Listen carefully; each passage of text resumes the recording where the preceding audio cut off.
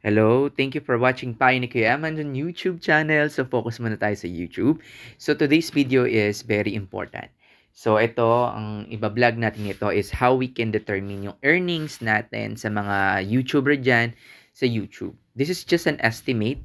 So, meron po tayong browser na tini-check kung ano yung income natin. So, of course, I'm gonna show you how will be my earnings. So, parang tataka kung gaano kayaman. Hindi pa po. Wala pa po ako masyadong kinikita. Pero just to tell you, yung website po na i-check natin is Social Blade.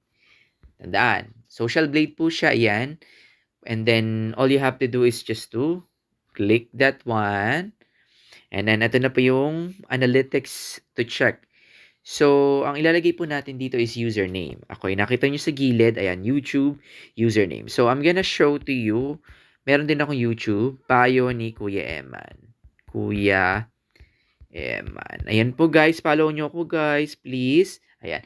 Ito po yung earnings ko. Dito po, ayan, kulay green.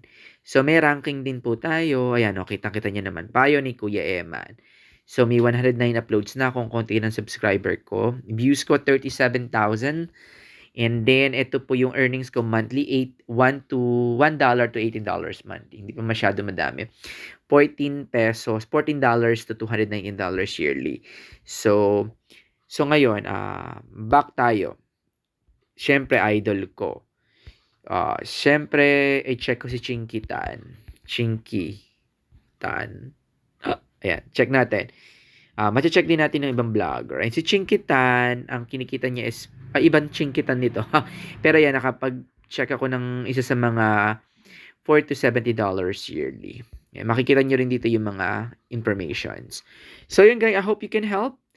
I hope this